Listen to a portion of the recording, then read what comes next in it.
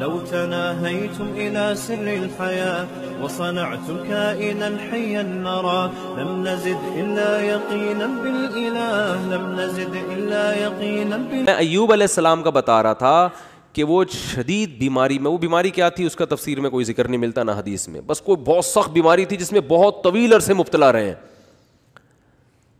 تو اللہ نے ان کی زوجہ کا بھی خیال کیا. ان کی زوجہ نے اپنے میاں کی کئی سال خدمت کی ہے, کئی سال خدمت کی ہے.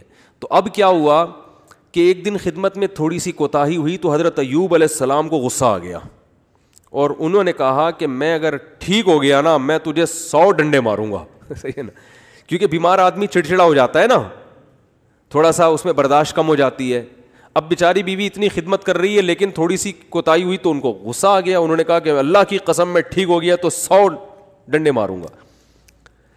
تو اللہ نے ٹھیک کر دیا.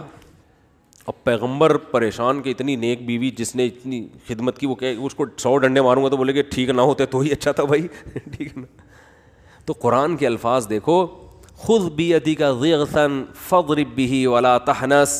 اے پیغمبر آپ قسم بھی نہیں توڑ سکتے, آپ تو پیغمبر ہیں, اور بیوی اتنی نیک ہے اس کو مارنے کی اجازت نہیں ہے, اس کو آپ نے 100 ڈنڈے نہیں مارنے.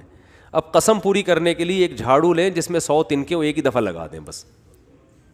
ویسے تو ایک یوں کر کے بھی لگانا بھی وہ ہے, لیکن جب بیوی کو پتہ چلے گا اللہ نے میرے لیے میرے میاں کو یہ ہیلا بتایا ہے, تو یہ جھاڑو لگانا یہ عزت دی جا رہی ہے. یہ کس کی طرف سے ہیلا بتایا جا رہا ہے؟ بولو بھائی, اللہ کی طرف سے. آج بہت سے لوگ کہتے ہیں قرآن و حدیث میں ہیلے بالکل بھی نہیں ہے مولویوں نے. بھائی ہیلوں کی بھی 2 قسمیں ہوتی ہیں, ایک جائز ہیلے اور ایک ناجائز ہیلے. ایک صاحب ٹی وی میں آ رہے تھے رمضان میں, وہ کہہ رہے تھے مولویوں نے ہیلے ویلے بہت نکالے ہوئے ہیں, ہر چیز کا ادھر سے ہیلا ادھر سے ہیلا, اور یہ سب بنی اسرائیل نے بھی ہیلے کر کے مچھلیاں پکڑی ہیں. تو میں نے کہا یار میں ان کے سامنے بیٹھا ہوتا تو میں کہتا آپ کو بنی اسرائیل کے ہیلے تو ذہن میں آ رہے ہیں جو اللہ نے خود ایوب علیہ السلام کو ہیلے بتائے.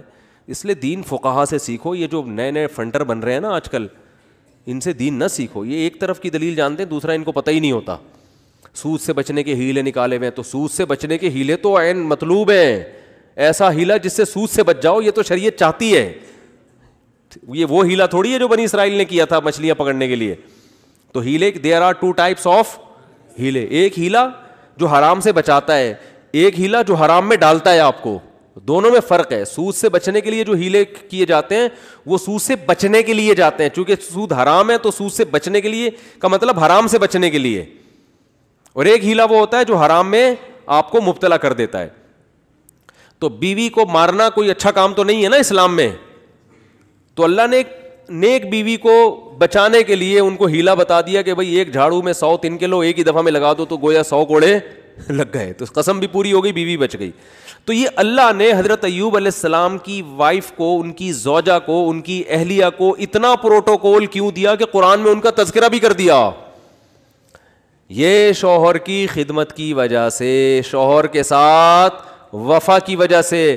یاد رکھو آج عورتیں اپنے شوہر کی طرف سے جن آزمائشوں میں ہیں, جو قدرتی آزمائشیں, جو قدرت کی طرف, بے روزگاری اللہ کی طرف سے ہو جاتی ہے نا. بھائی میاں کا روزگار چھوٹ گیا, یہ تو اللہ ہے جس کو چاہتا ہے رزق کشادہ دیتا ہے, جس کی چاہتا ہے روزی بند کر دیتا ہے. وہ بیچارہ اپنی طرف سے محنت کر رہا ہے لیکن بے روزگار ہو گیا, نئی کاروبار حرکت میں آ رہا, تو یہ اللہ کی طرف سے ہے. خود سے نالائق ہو تو ایک الگ بات ہے, اللہ کی طرف سے جو آزمائشیں میاں پہ آئیں تو عورت کو چاہیے ان آزمائشوں میں اس کا ساتھ دے, اسے ذہنی ٹارچر نہ کرے. کیونکہ بے روزگاری کی بیماری اتنی, بے روزگاری کا عیب اتنا بڑا نہیں ہے جتنا اس بیماری کا عیب ہے جس میں ایوب علیہ السلام مبتلا ہوئے تھے. کیونکہ اس میں تو کمانا ممکن ہی نہیں تھا اور اوپر سے خدمت بھی. سمجھا پا رہا ہوں اپنی بات کہ نہیں سمجھا پا رہا؟ اس میں خدمت بھی.